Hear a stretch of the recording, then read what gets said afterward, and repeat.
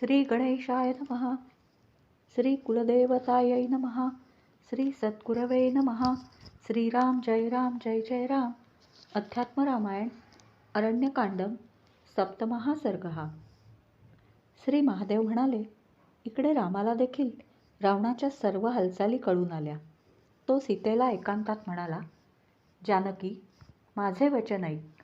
रावण भिक्षूचे संन्याशाचे रूप घेऊन तुझ्याजवळ येईल, म्हणून तू तुझ्या आकाराची छाया आश्रमात ठेव आणि माझ्या आज्ञेने 1 वर्षपर्यंत अग्नीमध्ये गुप्त रूपाने राहा. हे कल्याणी, रावणाचा वध झाल्यानंतर तू मला येऊन मिळशील. रामाचे बोलणे ऐकून तिने देखील लगेच तसेच केले. मायेची सीता बाहेर ठेवून देऊन ती स्वतः अग्नीत गुप्त झाली. त्या माईक सीतेने मायानिर्मित हरिणाला पाहिले आणि हसत हसत रामाजवळ येऊन ती विनयपूर्वक म्हणाली, हे स्वामी, तो पहा, विचित्र सुवर्णमृग निर्भयपणे भटकत आहे. तो रत्नविभूषित असून त्याच्या अंगावर चित्रविचित्र ठिपके आहेत. तो निर्भयपणे भटकत आहे. त्याला बांधून आणून मला द्या. हा सुंदर हरिण मला क्रीडेसाठी होईल. बरे आहे, असे म्हणून रामाने धनुष्य घेतले आणि जाताना तो लक्ष्मणाला म्हणाला, माझी प्राणप्रिया जी सीता, तिचे अत्यंत प्रयत्नपूर्वक रक्षण कर. ह्या अरण्यात भयंकर दिसणारे कपटी राक्षस आहेत, म्हणून येथे सावधपणे राहून सीतेचे रक्षण कर. ही साध्वी कधीही कोणाच्या निंदेस पात्र झालेली नाही.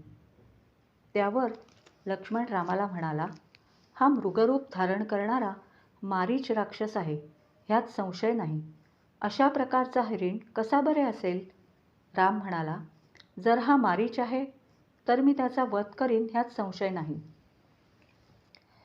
उलट हरिण असल्यास सीतेच्या करमणुकीकरता म्हणून मी त्याला आणीन.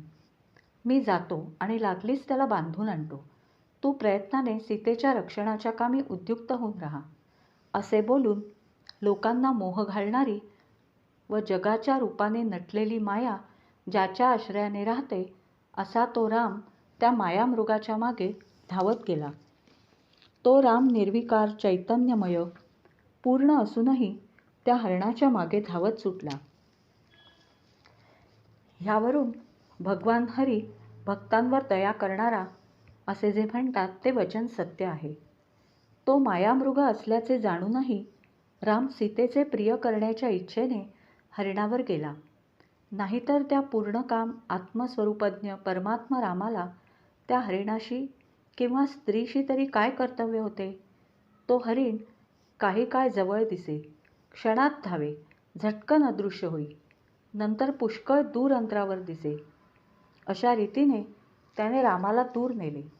तेव्हा रामानेही जाणले की हा खरोखरच राक्षस आहे आणि मग त्याने एक बाण घेऊन त्या मृगरूपधारी राक्षसावर सोडला. त्याबरोबर त्या मारीचाचे तोंड रक्तबंबाळ झाले व पूर्वस्वरूप धारण करून तो जमिनीवर पडला. पडतेवेळी, हाय हाय, मी मेलो, महाबाहो लक्ष्मणा, लवकर येऊन माझे रक्षण कर, असा रामासारखाच आवाज काढून तो राक्षस पडला. ज्याचे नामस्मरण मरणसमयी केल्याने अज्ञही मनुष्य सायुज्याला पावतो, त्याच हरीकडून त्याच्याच अग्रभागी व त्याचेच चिंतन करीत असता मारला गेलेला असुर तो सायुज्यगती पावेल, ह्यात नवलते काय?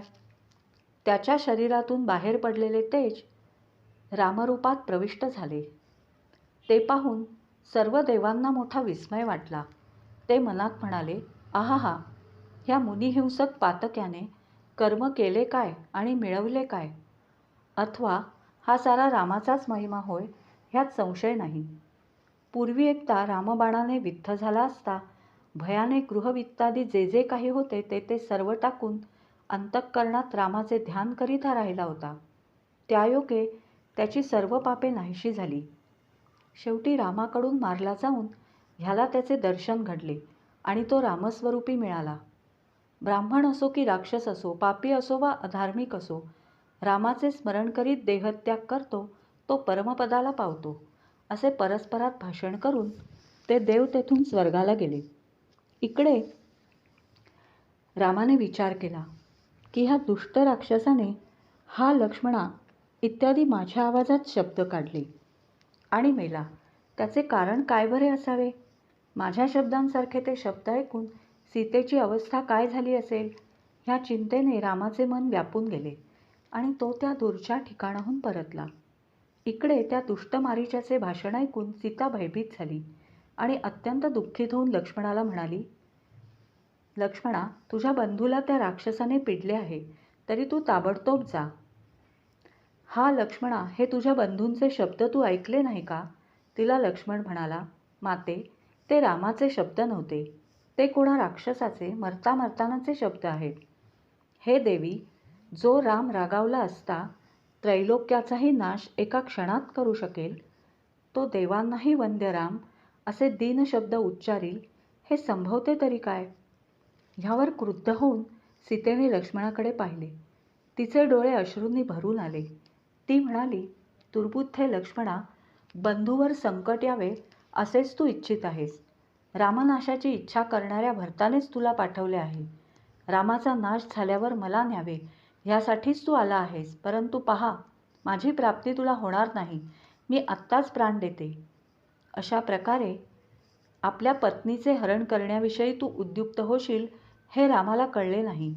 रामाशिवाय दुसऱ्या कोणालाही मी स्पर्श करणार नाही, असे बोलून आपल्याच हातांनी ती सीता आपणास मारून घेऊन रडू लागली. ते ऐकून लक्ष्मण अतिशय दुःखित झाला. त्याने कानांवर हात ठेवले. तो म्हणाला, हे माते, तू मला असे बोलत आहेस, त्या अर्थी तुझा धिक्कार असो. अशाने तू नाहीशी होशील. असे बोलून त्याने सीतेला वनदेवींच्या स्वाधीन केले आणि दुःखाने अत्यंत खिन्न होऊन तो हळूहळू रामाकडे गेला. ही संधी पाहून रावणाने भिक्षुवेश धारण केला आणि तो सीतेजवळ गेला. त्याच्या हातात दंडकमंडलू शोभत होते. सीतेने त्याला पाहून लागलीच त्याला भक्तिपूर्वक वंदन केले आणि त्याची पूजा केली. तिने त्याला कंदमुळे आणि फळे देऊन आदरपूर्वक म्हटले, मुने, आपण ही फळे मुळे वगैरे खावी आणि यथेच्छ विश्रांती घ्यावी. माझे पती आता लवकरच येतील. ते आपले ह्याहूनही अधिक स्वागत करतील. आपल्या इच्छेस येईल तर बसावे. भिक्षू रावण म्हणाला, हे कमलपत्राक्षी, तू कोण आहेस? तुझा पती कोण आहे? निष्पाप सुंदरी, राक्षसांनी आश्रित केलेल्या वनामध्ये तू काय म्हणून राहिली आहेस? सांग, नंतर माझा सर्व वृत्तांत मी तुला सांगेन. सीता म्हणाली, अयोध्यापती दशरथ नावाचा प्रख्यात व श्रीमान राजा होऊन गेला. सर्वगुणसंपन्न राम हा त्याचा ज्येष्ठ पुत्र होय. मी त्याची धर्मपत्नी आहे. माझे नाव सीता असून मी जनकाची कन्या आहे. त्याचा धाकटा भाऊ लक्ष्मण असून तो आपल्या ज्येष्ठ भ्रात्यावर अत्यंत प्रेम करणारा असा आहे. पित्याची आज्ञा स्वीकारून तो दंडकारण्यात 14 वर्षे राहण्याला आला आहे. आता आपली हकीकत ऐकावी अशी माझी इच्छा आहे. भिक्षू म्हणाला, मी पौलस्त्याचा पुत्र असून माझे नाव रावण आहे. मी राक्षसांचा राजा आहे. तुझ्यावर माझे प्रेम जडले असून त्यायोगे मी संतप्त झालो आहे आणि म्हणून माझ्या नगराला तुला नेण्याकरता मी आलो आहे. मुनिवेश धारण करणाऱ्या रामाशी तू काय करणार? तरी तू माझा आश्रय कर. वनवास दुःख आता सोडून दे. हे त्याचे भाषण ऐकून सीता भयभीत झाली. तरी धीर धरून ती त्याला काही बोलली. ती म्हणाली, हे तू अशा प्रकारचे मला बोलत आहेस, तरी तुझा रामाच्या हातून नाश होईल. क्षणभर थांब. राम देखील आपल्या कनिष्ठ बंधूंसह येईल. सिंहाच्या पत्नीला ससा कसे बरे भिवणार? माझी ही गोष्ट तशीच आहे. मला भेवडावयाचे सामर्थ्य कोणाला आहे?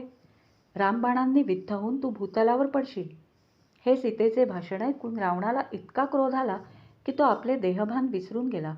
त्याने महापर्वतासारखे 10 तोंडे 20 हात, कृष्णमेघासारखी कांती अशा प्रकारचे आपले स्वरूप दाखवले.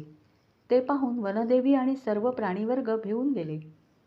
नंतर रावणाने सीतेच्या पायांखालील जमीन आपल्या नखांनी उकरली आणि तिला उचलून धरले.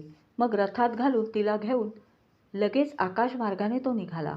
हा लक्ष्मणा, हा रामा, अशा प्रकारे ती जानकी आक्रोश करू लागली. तिचे मन भयाने त्रस्त होऊन गेले. दीन होऊन तिने आपली दृष्टी भूमीकडे लावली होती. ते दीनपणाचे सीतेचे आक्रंदन पक्षीराज जटायूला ऐकू आले. तेव्हा पर्वत शिखरावरून तो तत्काळ उठला. त्याची चोच तीक्ष्ण होती. तो रावणाला म्हणाला, थांब थांब. जनरहित अशा वनाश्रमातून त्या लोकनाथ रामाच्या पत्नीला मला नकळत चोरून कोण घेऊन जाणार? यज्ञातील मंत्रांनी पवित्र झालेला पुरोडाश ज्याप्रमाणे एखाद्या कुत्र्याने हरण करावा, त्याचप्रमाणे सीता हरण करणाऱ्या तुझी स्थिती आहे. असे बोलून आपल्या तीक्ष्ण चोचीने त्याने रावणाच्या रथाचा चूर केला, घोड्यांचे तुकडे केले आणि त्याच्या धनुष्याचे पायांनी चूर्ण केले. हे पाहून रावणाने सीतेला सोडून हातात खड्ग घेतले आणि क्रोधाविष्ट होऊन त्याने त्या बुद्धिमान पक्षीराजाचे पंख तोडले.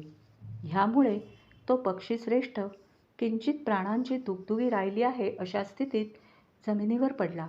इकडे रावणाने दुसरा रथ जोडून त्यात सीतेला घातले आणि तो निघाला.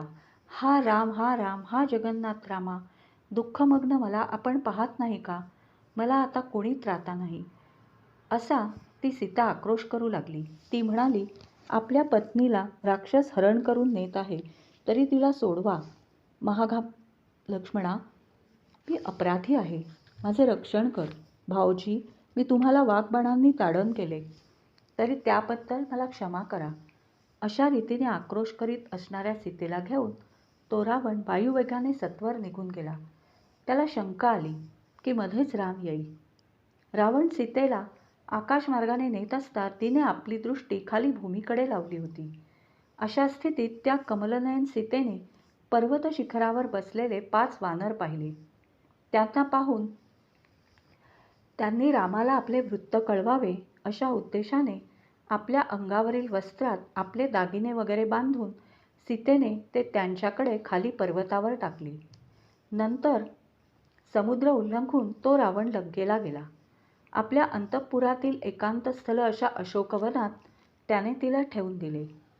तेथे तिच्या रक्षणाकरता त्याने राक्षसणी ठेवल्या आणि मातृबुद्धीने तिचे पालन केले. तेथे कृश झालेली, अत्यंत दिनासारखी राहणारी, अभ्यंग स्नानादी संस्काररहित असणारी, दुःखामुळे तोंड सुकून जाऊन अति व्याकुळ झालेली सीता हा रामा, हा रामा असा विलाप करीत त्या राक्षसांच्या समुदायामध्ये राहिली. अरण्यकांडातील 7वा सर्ग समाप्त. श्रीराम जय राम, जय जय राम.